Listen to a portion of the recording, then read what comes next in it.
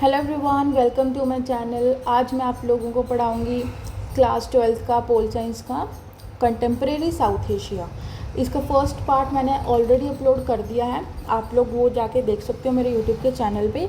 आज हम लोग पढ़ेंगे नेपाल के बारे में। इससे पहले हम लोगों ने क्या पढ़ा था, इससे पहले हमने पाकिस्तान के बारे में पूरा डिटेल में पढ़ा था और बांग्लादेश के बारे में पढ़ा था। तो अब हम लोग नेपाल के बारे में पढ़ते हैं कि नेपाल में क्या क्या डिस्प्यूट्स आते हैं। नेपाल एक हिंदू नेशन है स्टार्टिंग से ही। यहाँ पे बहुत लंबे समय तक चलती है कॉन्स्टिट्यूशनल मोनार्की। कॉन्स्टिट्यूशन मतलब कॉन्स्टिट्यूशन भी है और किंग और क्वीन भी है, ठीक है। During this period political parties and the Nepal people keep demanding democracy.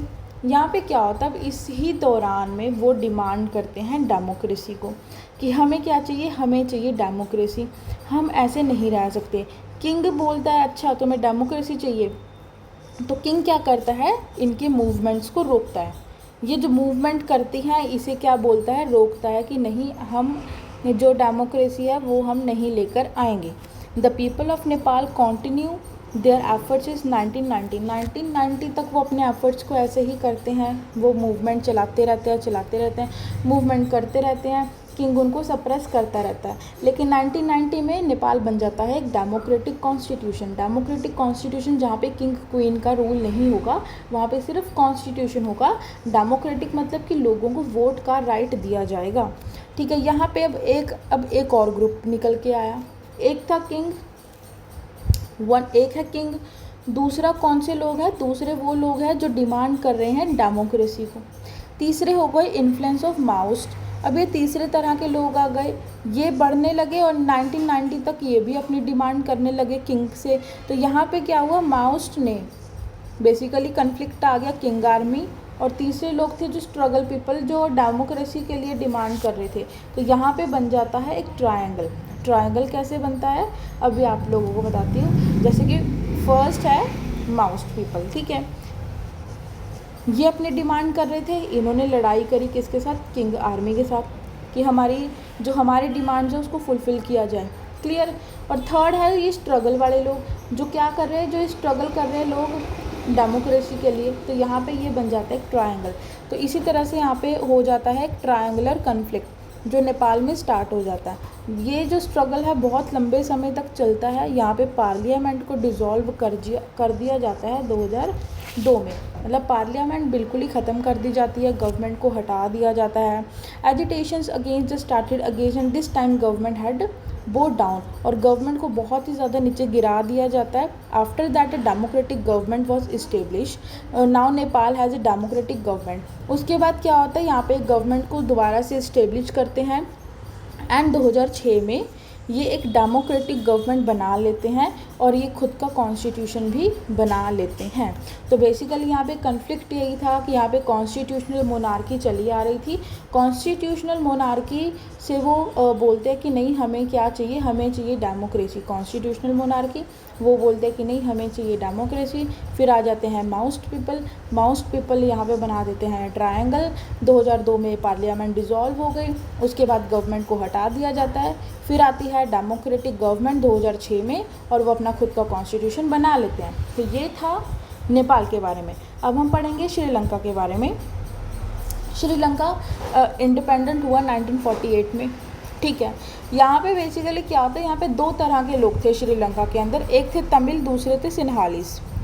एक तमिल, दूसरे सिन्हालीस, सॉरी, ठीक है। तमिल्स क्या थे, तमिल्स आए थे इंडिया से, तमिल्स गए थे इंडिया से माइग्रेट करके। मान लो ये इंडिया है, ये है श्रीलंका। अब इस श्रीलंका में दो तरह के लोग रह रहे थे, एक रह रहे थे तमिल, दूसरे रह रहे थे सिन्हालीस। ये जो तमिल लोग थे, ये तमिल आए थे इंडिया से माइग्रेट करके एंड यहीं पे ये सेटल डाउन हो गए। सिन्हालीस क्या थे, सिन्हालीस थे श्रीलंका के ही, मतलब इनके पूर्वज यहीं श्रीलंका में ही पैदा हुए थे। तो यहाँ पे क्या कारण है कन्फ्लिक्ट का, वो पढ़ते हैं पहले। Sri Lanka, Sinhalese believe that they have a right over Sri Lanka and Tamil should not be given any kind of the concession। ये बोलते हैं कि जो सिन्हालीज हैं, सिन्हालीज बोलते हैं कि हमारा राइट है श्रीलंका के ऊपर, तमिल्स का कोई राइट नहीं है एंड उनको किसी भी तरह का बेनिफिट नहीं दिया जाना चाहिए। तो यहाँ पे क्या होता है, तमिल्स इस चीज़ को नहीं मानते Tamil did not get equal share in a politics of Sri Lanka. Tamils को बेसिकली एक इक्वल शेयर नहीं मिलता किसी भी चीज़ में, चाहे वो गवर्नमेंट है, चाहे वो गवर्नमेंट कॉलेज है, चाहे वो पॉलिटिक्स है, इलेक्शंस हैं, या स्टूडेंट्स हैं जो लोग जो पढ़ाई करते हैं, उन्हें कहीं भी इक्वल शेयर नहीं मिलता। वो फेस करते हैं बहुत सारी प्रॉब्लम्स को। तो because of all this problems and discrimination Tamils formed their own organisations. तो ये प्रॉब्लम्स वो इतनी सारी फेस करते हैं, डिस्क्रिमिनेशन को फेस करते हैं, तो वो बोलते हैं, तो वो अभी क्या करते हैं, वो अपनी ऑर्गेनाइजेशन बनाते हैं LTTE, liberation tigers of Tamil Eelam, and adopted a aggressive method to get their demands fulfil. और वो क्या करते हैं, वो यूज़ करते हैं एग्रेसिव मैथड्स को, ठीक है, वो यूज़ करते हैं एग्रेसिव, मतलब गुस्से वाले मेथड को यूज़ करते हैं। वो पीसफुली नहीं, वो गुस्से से, मतलब लड़ाई झगड़ा ऐसा कुछ करते हैं वो, ठीक है। डिमांड ऑफ तमिल्स की क्या डिमांड थी? LTTE said that a region of Sri Lanka should be made a separate country. ये बोल रहे हैं कि हमें तमिल्स को या तो अलग कंट्री बना के दे दी जाए। Presently LTTE and its supporters have been eliminated and Tamils of Sri Lanka demanding equal rights। Basically वो डिमांड करते हैं अपने इक्वल राइट्स की। अब आ जाता है इंडिया इंटरवेंशन। यहाँ पे क्या होता है, दो तरह के लोग थे, तमिल और सिन्हालीस। तो इंडिया इंटरवेंशन करता है, अरे रुको रुको, तुम दोनों में लड़ाई हो रही है तो मैं आता हूँ, मैं सारा कुछ सही करता हूँ, ठीक है। इंडिया ये करता है basically. The Tamils of India put pressure on the government of India to appeal the government of Sri Lanka to improve the condition of Tamils in Sri Lanka। यहाँ पे इंडिया प्रेशर करता है किसके ऊपर, Tamils यहाँ पे pressure करते हैं गवर्नमेंट ऑफ इंडिया के ऊपर कि आप श्रीलंका के अंदर घुसो और हमारी कंडीशंस को इम्प्रूव करो। इंडियन गवर्नमेंट ट्राई करता है श्रीलंका की गवर्नमेंट से बातचीत करना, मतलब बातचीत करता है कि चाहे वो ऐसे सोचता है इंडिया की शायद बातचीत करके हर एक चीज़ सेटल डाउन हो जाएगी। 1987 में वो पीस कीपिंग फोर्स को भेजता है, ठीक है, and the peace army got stuck in conflict with LTTE and the people of Sri Lanka also oppose this army. यहाँ पे क्या करता है, यहाँ पे इंडिया भेजता है अपनी आर्मी को श्रीलंका के अंदर। किसके सपोर्ट में भेजता है? तमिल्स के सपोर्ट में। लेकिन जो यहाँ पे तमिल वो थे, श्रीलंका के जो लोग थे, वो हो जाते हैं इसके खिलाफ, बिल्कुल अपोज, कि नहीं भाई आप क्यों हमारे बीच में घुस रहे हो, हम दोनों की लड़ाई है तो आप क्यों बीच में घुस रहे हो। तो वो इस तरह से बोलते हैं। तो 1989 में इंडिया विड्रॉ कर लेता है पीस कीपिंग फोर्स को, and goal of establish peace could not be achieve. उनका जो गोल था शांति बनाए रखना, वो उनका गोल अचीव नहीं हो पाता है। क्लियर? यहाँ तक आई होप आप लोगों को समझ आ गया होगा, कुछ नहीं है। एक बार दोबारा बताती हूँ, श्रीलंका के अंदर दो तरह के लोग थे, तमिल्स और सिन्हालीस। तमिल को इक्वल राइट नहीं दिया गया किसी भी चीज़ में, तो यहाँ पे यही कन्फ्लिक्ट आया कि उनको इक्वल राइट्स एंड डिस्क्रिमिनेशन किया जा रहा है। तो डिमांड करते हैं, वो अपनी एक ऑर्गेनाइजेशन बनाते हैं LTTE, वो अपनी ऑर्गेनाइजेशन बनाते हैं, उसकी ऑर्गेनाइजेशंस डिमांड करती है कि हमें इक्वल राइट दिए जाएँ, इक्वल राइट्स दिए जाए हर एक चीज़ को, या तो हमारी सेपरेट कंट्री बना दी जाए। तो इंडिया क्या करता है फिर, घुसता है इन दोनों के बीच में कि चलो ठीक है मैं आ रहा हूँ और मैं सारी चीज़ सॉल्व करता हूँ। बेसिकली इंडिया खुद नहीं आया था, तमिल्स ने खुद उन्हें गवर्नमेंट से अपील की थी कि आप हमारे यहाँ आइए एंड हमारी कंडीशंस को इम्प्रूव करने की कोशिश कीजिए। लेकिन फिर बाद में इंडिया ही यहाँ पे बुरा बन जाता है, तो श्रीलंका वाले लोग बोलते हैं तुम हमारे बीच में क्यों घुस रहे हो। तो उसके बाद जो उनका गोल होता है वो कंप्लीट नहीं हो पाता और वो वापस आ जाते हैं, ठीक है। इकोनॉमिक स्टेटस क्या है? Despite the civil war Sri Lanka developed rapidly, मतलब कि ये जो सिविल वॉर चल रहा था इसमें उससे बहुत ज़्यादा डेवलप कर लिया अपनी इकोनॉमी को। Sri Lanka was most successful in their population control, मतलब उसने अपना पॉपुलेशन कंट्रोल बहुत अच्छे से किया है। And Sri Lanka was the first of the liberalise it's economy in South Asia. South Asia में, सिर्फ साउथ एशिया की जो कंट्रीज़ हैं उसमें पहली कंट्री श्रीलंका है जिसने खुद को लिबरलाइज़ किया। लिबरलाइज़ का मतलब होता है फ्री कर देना, मतलब कि उसने अपनी इकोनॉमी को फ्री किया कि हाँ आज से हम इंपोर्ट एक्सपोर्ट करेंगे। जैसे कि इंडिया ने इंपोर्ट एक्सपोर्ट नहीं किया था, बहुत बाद में जाके किया था ब्रिटिशर्स के बाद, लेकिन श्रीलंका ने सबसे पहली ऐसी कंट्री है जिसने सबसे पहले लिबरलाइज़ कर लिया था अपनी इकोनॉमी को। लिबरलाइज़ का मतलब होता है फ्री करना। फ्री का मतलब क्या है कि ये अपने क्या कर रहे हैं, बेसिकली इम्पोर्ट एंड एक्सपोर्ट कर रहे हैं। एंड बेसिकली इन्होंने अपने क्या खोल लिए थे, डोर्स खोल ली थी कि कोई भी कंट्री आके इंपोर्ट एक्सपोर्ट कर सकती है हमारी कंट्री में। अब आ गया Maldives. Maldives was under the British government until 1965। 1965 तक मालदीव्स किसके अंडर में रहता है, ब्रिटिश गवर्नमेंट के। Maldives gained independence from British rule in 1965। Maldives को इंडिपेंडेंस मिलती है ब्रिटिश रूल से कब, 1965 में। एंड बिकम अ सल्तनत, ये क्या बनाते हैं, सल्तनत बनाते हैं अंडर द किंग मोहम्मद। ठीक है, ये जो किंग है ये बनाता है सल्तनत मालदीव्स में। After independence 1968 the monarchy was also abolish. Monarchy को क्या किया जाता है, एबॉलिश किया जाता है। एबॉलिश का मतलब समझते हो ना, कि ख़त्म कर देना। तो मोनार्की का मतलब क्या है, किंग एंड क्वीन। तो ये बोलते हैं कि इसे क्या कर दिया, ख़त्म कर दिया, ख़त्म। ठीक है। And Republic was establish, and Republic को लाया गया एंड रिमेन टिल डेट, और आज तक वो वैसा का वैसा ही है। मालदीव्स में कुछ नहीं है, सिंपल इतना बताया कि ब्रिटिश रूल था 1965 में, वो हो गया एंड। ठीक है, उसके बाद सल्तनत बनाई किंग मोहम्मद ने, उसे किया ख़त्म, रिपब्लिक लाया गया एंटिल अब तक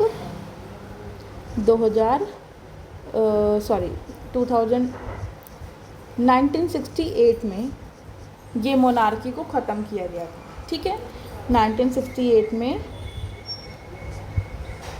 1968 में मोनार्की को ख़त्म किया गया एंड अब तक वो मालदीव्स वैसा ही चल रहा है। अब हम पढ़ते हैं भूटान। भूटान ने अपना कॉन्स्टिट्यूशन बनाया 2008 में। Since then Bhutan currently has a system of constitutional monarchy. उन्होंने अपना कॉन्स्टिट्यूशन बनाया 2008, लेकिन ये बोलते हैं कि भूटान के अंदर क्या चल रहा है, कॉन्स्टिट्यूशनल मोनार्की चल रहा है। इतनी चीज़ क्लियर है, इसमें सिर्फ 2 ही पॉइंट्स हैं। करंटली अभी भी यहाँ पे क्या चल रहा है, कॉन्स्टिट्यूशनल मोनार्की चल रहा है, और इन्होंने अपना कॉन्स्टिट्यूशन बनाया 2008 में। अब हम पढ़ेंगे relationship between India and Pakistan.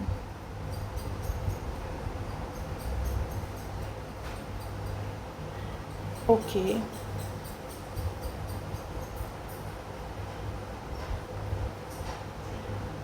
ठीक, ये रहा इंडिया एंड श्रीलंका। ओके, ठीक है। इसमें सबसे पहले इन्होंने क्या लिखा है, relationship between India and south Asia की जो कंट्रीज़ हैं, जितनी भी कंट्रीज़ हैं हम सबके साथ रिलेशन पढ़ेंगे हम लोग। ठीक है, इंडिया एंड पाकिस्तान, आपको पता है ये तो बचपन से ही क्या है, दुश्मन एक दूसरे के। तो इंडिया एंड पाकिस्तान में 4 तरह के डिस्प्यूट थे, हमेशा याद रखना। कितने तरह के, 4 तरह के dispute. Kashmir dispute, river water division dispute, Bangladesh dispute and Kargil war. क्या इश्यूज़ थे, बेसिकली वही कश्मीर डिस्प्यूट था सबसे पहला, बॉर्डर डिस्प्यूट था, पाकिस्तान टेररिज्म को सपोर्ट करता है तो इंडिया इस चीज़ के ख़िलाफ़ था। पाकिस्तान प्रमोट करता है सेपरेटिज़म को, मतलब कि पाकिस्तान बोलता है कि यस कि सेपरेट हो जाना चाहिए। समझ रहे, मतलब वो अलग अलग सेपरेट को प्रमोट कर रहा है, बट इंडिया नहीं कर रहा था।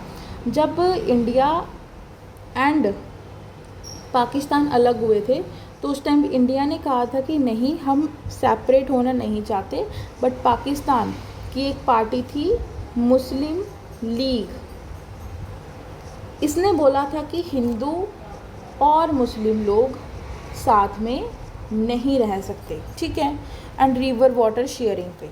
ठीक है, क्लियर।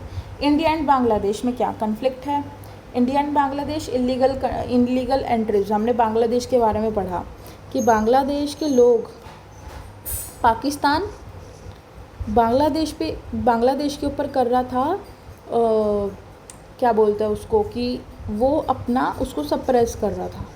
क्लियर। अब बांग्लादेश क्या करते हैं, वहाँ के लोग दुखी होकर आते हैं इंडिया में, माइग्रेट करते हैं।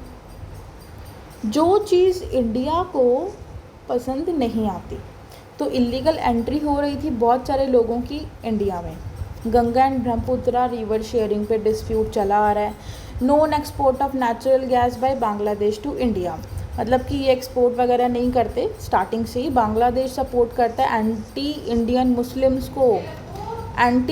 मुस्लिम्स को। Do not give way to India army to go the east India, and Bangladesh ने क्या नहीं दिया, एक रास्ता नहीं दिया इंडियन आर्मी को ईस्ट इंडिया जाने के लिए। क्लियर। कॉपरेशन क्या है, ये कब साथ साथ मिल के रहते हैं, इकोनॉमिक रिलेशंस इनके अच्छे हैं। अगर कोई बड़ी बीमारी आ जाए, इन्वायरमेंटल इशू हो, तब ये साथ साथ रहते हैं भाई भाई बन के। Bangladesh is a part of India's look east policy, Bangladesh किसका पार्ट है, इंडिया की लुक ईस्ट पॉलिसी का पार्ट है, बेसिकली मेंबर है उसका। ठीक है। इंडिया एंड नेपाल, अब यहाँ पे हम बात करेंगे इंडिया और नेपाल में क्या कन्फ्लिक्ट है एंड क्या कॉपरेशंस हैं। There have been difference between India and Nepal regarding trade in history, यहाँ पे स्टार्टिंग से ही कन्फ्लिक्ट चला आ रहा है, हिस्ट्री से ही। India's concern is also about the friendship between China and Nepal. India बोलता है कि चाइना और नेपाल में दोस्ती है, क्योंकि इंडिया की चाइना के साथ नहीं बनती, तो ये थोड़ा घबराया रहता है कि कहीं नेपाल इसके साथ मिलके कुछ करना दे हमारे साथ, तो इसलिए कि वही इंडिया कंसर्न रहता है किसकी फ्रेंडशिप से, चाइना और नेपाल की। India considers the growing Maoist supporters in Nepal, मतलब वहाँ पे ये एक तरह का ग्रुप बढ़ रहा था, एक तरह का टेररिज्म ग्रुप था, तो वो उसके भी खिलाफ होता है एंड उसको भी वो सपोर्ट नहीं करता है। India is also not happy with the Nepal not taking action against the anti Indian elements. India इस चीज़ के भी खिलाफ रहता है कि नेपाल कोई एक्शन ही नहीं लेता है एंटी इंडियन एलिमेंट्स के खिलाफ। Nepal feels that India interferes in their internal affairs, Nepal ऐसा फील करता है कि इंडिया क्या कर रहा है, इंडिया इंटरनल अफेयर्स में नेपाल ऐसा फील करता है कि इंडिया उसके इंटरनल अफेयर्स में इंटरफेयर कर रहा है। कॉपरेशन, साइंस एंड बिजनेस में ये भाई भाई बन के रहते हैं। There is an agreement of free movement between the countries according any person can come from India to Nepal and Nepal to India without passport. आपको पता है कि नेपाल जाने के लिए पासपोर्ट की ज़रूरत नहीं पड़ती, तो ये इन्होंने एग्रीमेंट किया है कि हमें आने जाने में पासपोर्ट की ज़रूरत नहीं पड़ेगी। India is being help by India in many schemes, और नेपाल ने क्या किया है, नेपाल को हेल्प किया है इंडिया ने बहुत सारी चीज़ों में। ठीक है। इंडिया एंड श्रीलंका, कुछ नहीं है इसमें। Tamil status 1987 piece keeping force India ने भेजी, तो हो गया कन्फ्लिक्ट यहाँ पे इसी का कि भाई तुम हमारे बीच में क्यों घुस रहे हो। कॉपरेशन क्या है कि एग्रीमेंट है ट्रेड का कि हम लोग फ्री ट्रेड करेंगे, दोनों कंट्रीज़ के बीच में एग्रीमेंट है। एंड सुनामी के टाइम पे इंडिया ने हेल्प की थी श्रीलंका की। India and Bhutan, relation between India and Bhutan was very good, अच्छे हैं स्टार्टिंग से ही। Bhutan drop the anti Indian extremist from here which help in India, मतलब कि भूटान स्टार्टिंग से ही हेल्प करता है इंडिया की हर एक चीज़ में। And India is helping with a project like hydro electric power in Bhutan, इसमें भूटान की इंडिया हेल्प करता है, भूटान हेल्प करता है इंडिया की। India gives a maximum grant for development in Bhutan, वो क्या बोलते हैं, इंडिया उसको एक तरह से चंदा देता है, मतलब थोड़े बहुत पैसे देता है कि आप डेवलपमेंट कर सकते हो। ठीक है। इंडिया एंड मालदीव्स, 1988 में कुछ ऐसे सोल्जर्स थे श्रीलंका से जिन्होंने अटैक किया था मालदीव्स पर, तो Maldives ask India for help and India send its army to help Maldives. तो यहाँ पे मालदीव्स बोलता है कि भैया आप मेरी हेल्प करो, इंडिया को बोलता है, तो इंडिया उसकी हेल्प कर देता है अपनी आर्मी भेज के। ये इकोनॉमिक डेवलपमेंट्स में भी हेल्प करते हैं एक दूसरे की। इंडिया सपोर्ट करता है मालदीव्स टूरिज्म को एंड फिशिंग इंडस्ट्री को, इंडिया सपोर्ट करता है टूरिज्म को एंड फिशिंग इंडस्ट्री को।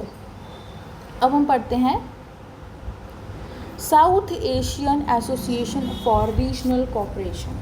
लास्ट के 2 टॉपिक रह गए हैं, अब हमारा चैप्टर होगा कंप्लीट। ठीक है,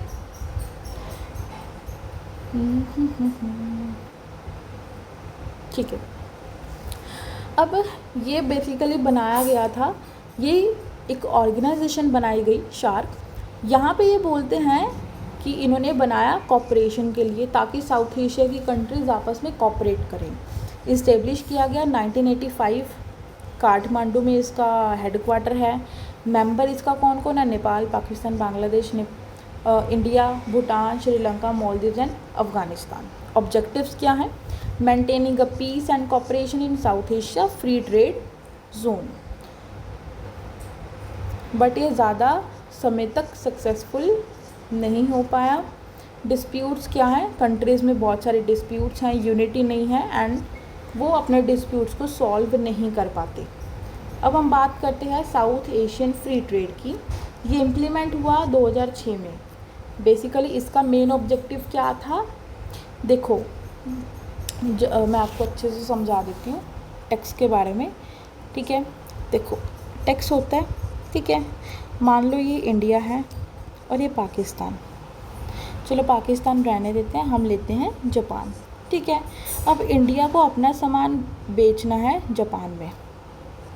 ठीक है, अब जापान को अपना सामान भेजना है इंडिया में। क्लियर? तो अब यहाँ पे लगाया जाता है टैक्स। मान लो जापान भेज रहा है इंडिया में एक पेन, वो पेन है 5 रुपये का। इंडिया लगा रहा है उसके ऊपर टैक्स। वो टैक्स लगने के बाद वो पेन हो रहा है 7 रुपीज़ का। क्लियर? तो ये इस तरह से टैक्स लगाया जाता है। एंड टैक्स को क्या कहा जाता है? तारीफ। ठीक है, क्या कहा जाता है? तारीफ कहा जाता है। तो वो बोलते हैं कि हम यहाँ पे क्या कर रहे हैं? कस्टम ड्यूटी, या तो तारीफ कहा जाएगा या कहा जाएगा कस्टम ड्यूटी। तो वो बोलते हैं कि हम इस कस्टम ड्यूटी को क्या करेंगे? रिड्यूस कर रहे हैं। मतलब अगर हम पहले 5 रुपये टैक्स लगा रहे हैं तो अब हम 2 रुपये लगाएंगे। ठीक है, या फिर फ्री ट्रेड करेंगे। तो ये उनके ऊपर डिपेंड है। बेसिकली ये सपोर्ट इन मतलब ये जो ऑर्गेनाइजेशन बनाई गई है फ्री ट्रेड को ही सपोर्ट कर रही थी। अब ये कुछ टाइमलाइंस हैं, आपकी एनसीईआरटी बुक में भी दी होंगी। तो आपको अभी इसमें कुछ नहीं करना है, बस आपको ये सारी ईयर्स वगैरह याद रखने हैं। ठीक है, ये बुक में दिए होंगे कि ये कब अलग हुए थे, 1947 में। ठीक है, श्रीलंका ने इंडिपेंडेंस लिया, कॉन्फ्लिक्ट हुआ। तो ये सब आपको पढ़ना है अपनी बुक से, बहुत इजी है, लेकिन मैंने फिर भी लगाया ताकि आपको पता रहे कि ये चीज़ इम्पॉर्टेंट है हमारे लिए। हमारा यहाँ चैप्टर कंप्लीट होता है। हाँ, यहाँ हमारा चैप्टर है कंप्लीट। एंड अगर आपको ऑनलाइन एंड ऑफलाइन क्लासेस चाहिए तो आप मेरे को इस नंबर पे व्हाट्सएप कर सकते हो। एंड इसमें एक और चीज़ है, मैं आपको बता दूँ कि मैं आप लोगों के लिए PYQs एंड इम्पॉर्टेंट क्वेश्चंस की वीडियो बनाऊंगी बहुत जल्द वीडियोस बनाऊंगी। ना ही सिर्फ पोल साइंस की, सारे सब्जेक्ट्स की PYQs इम्पॉर्टेंट क्वेश्चंस आपके एग्ज़ाम से पहले लेके आऊँगी, सितंबर से पहले। And thank you so much. So अगर आपको मेरी वीडियो अच्छी लगी हो तो मेरे को सब्सक्राइब कर लेना एंड शेयर कर लेना। सो बाय बाय, थैंक यू।